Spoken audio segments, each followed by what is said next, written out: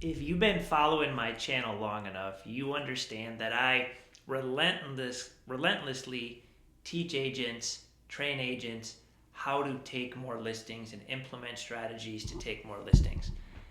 That being said, I have learned over the years that despite my best efforts, 99% of agents are not going to release buyers completely. They're going to want to work with them at some level, and a lot of them at a very large level. So for those of you that are working on your buyer efficiencies, we all know this is a time-consuming task. It can be very rewarding. At the same time, I want to spend some time in this video focusing on how we can be as efficient as possible while still providing value, really strong value throughout the buyer process. These are strategies that I've personally used, especially early in my career when I was working with buyers, and that we train agents to use today. Not just for myself and my team, but with other top agents across the country who I mastermind with, that they're utilizing with their teams as well. So these are evidence-based strategies that do work. There's nothing I teach here that I haven't done personally, that I don't teach personally. So let's get right into it. I wrote down a few things to keep in mind when working with buyers so that you can greatly reduce the time you spend with them.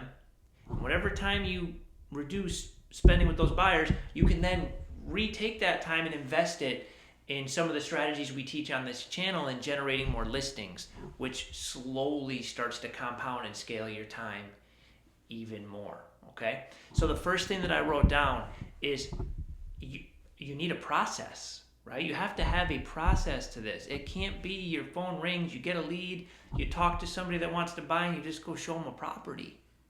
It can't be you just do the buyer brokerage at the property, right? Yeah, how many times, think about this, how many times has a buyer gone to a property last minute like that, all rushed, just signing a buyer broke, and then bought the property? It is extremely, extremely rare.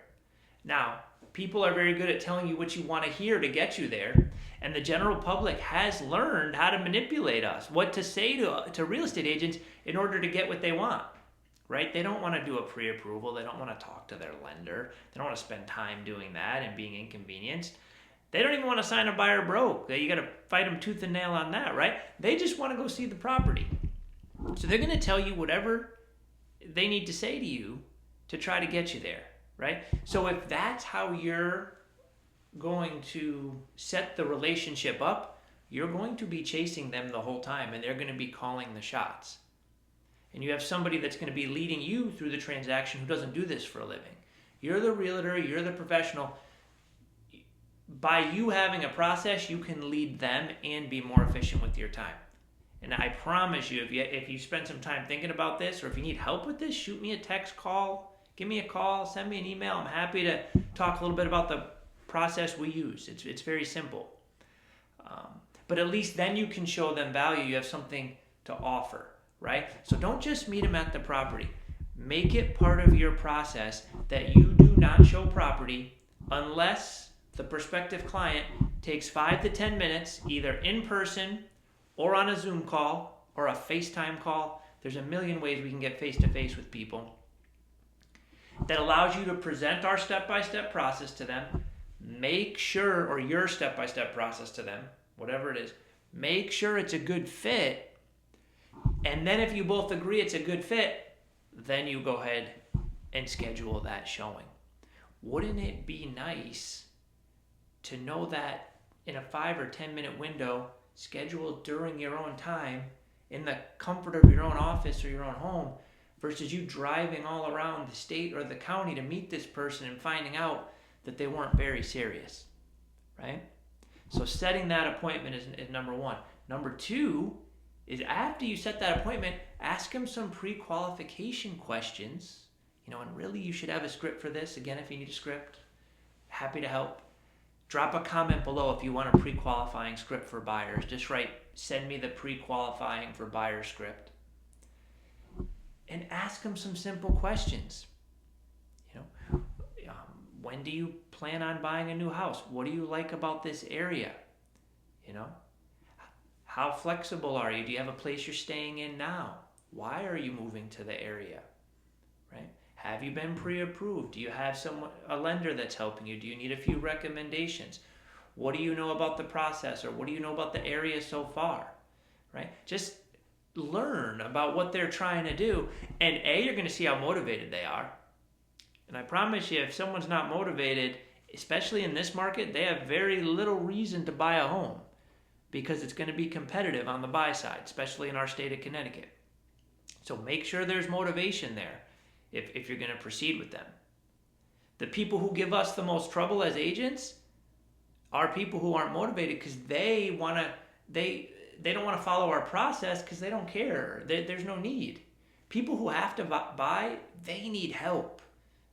So they're very open to, how can we do this the most efficient way that's going to get me the most value as a buyer?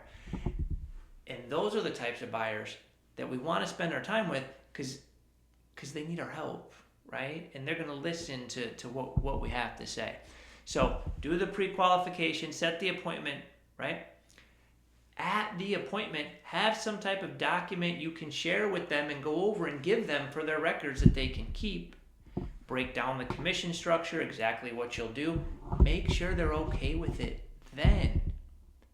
Listen, in this market, so many agents get stuck negotiating their commission during the contract negotiation, because they didn't spend the time to negotiate it here in the initial meeting.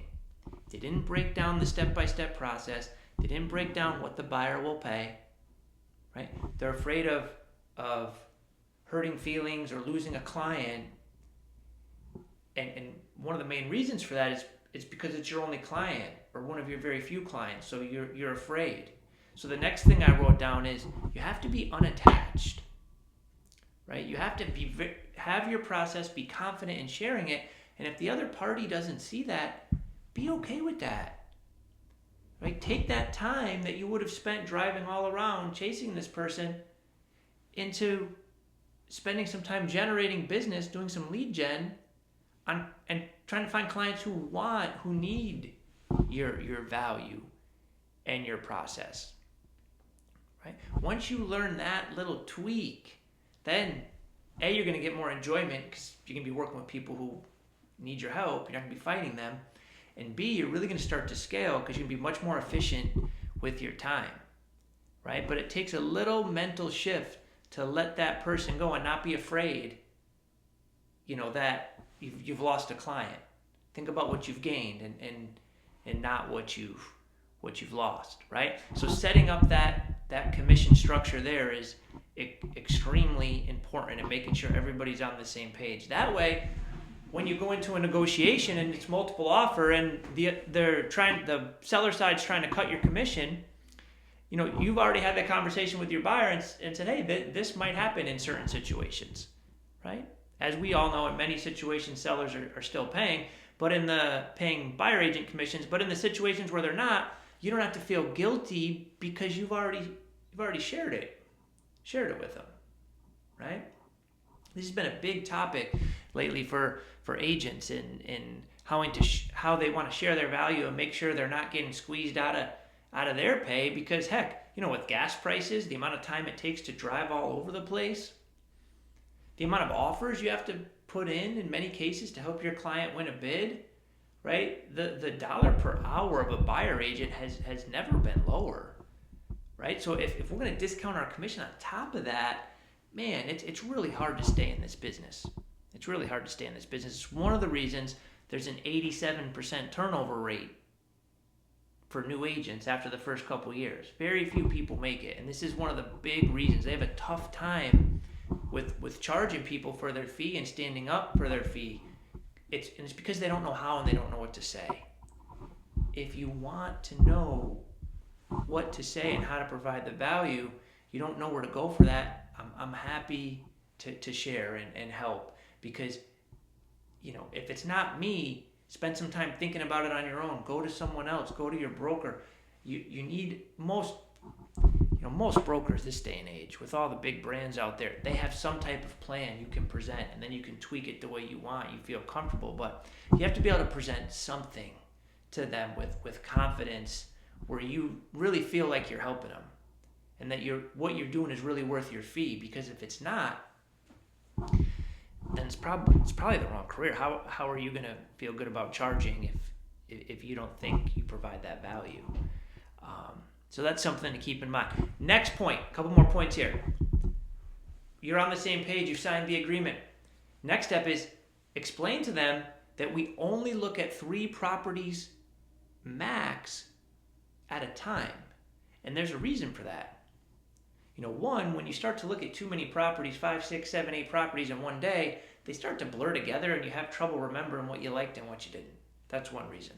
2, in this market, you have to be so fast. If you do like a property, scheduling too many showings oftentimes can have you missing out on the one that you really, really liked. You might not even get to it because you're spending so much time looking at different properties and trying to evaluate versus your 3 favorite. Go to your 3 favorite based on what you're looking for in your conversations with your realtor.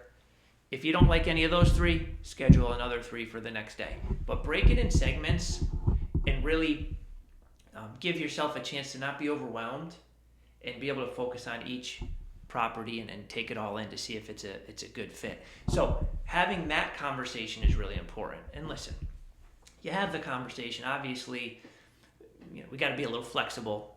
Sometimes you might have to show 4 in a day, or maybe even 5, depending on the situation. But if you at least have the conversation, you're putting it in the back of the buyer's mind and helping them understand that it's really to their benefit, right? So that's the next piece of the puzzle. Next thing I wrote down: before you show any property, call the agent and ask or email and ask if they're offering a commission to the buyer side. It doesn't matter what they say, if they are, if they aren't. Just communicate it with the buyer. Because here's the thing: if that seller says, no, we're not paying any buyer agent commission, and we already have 2 offers, now you go talk to the buyer now and let them know that. They might not want to see that property now, and now you've just saved your time. Versus going to the property, they like it, they put the offer in, then your buyer says, well, I'm not paying the commission, I want to see properties where the seller wants to pay, and now you feel obligated to discount because you've put yourself in this situation where you didn't get information and share it with both parties. The amount of time you can save with each step of this process is incredible. If we're just talking about one showing, you're there for a half hour to an hour, takes you 20, 30 minutes to get there, depending on where it is, maybe longer.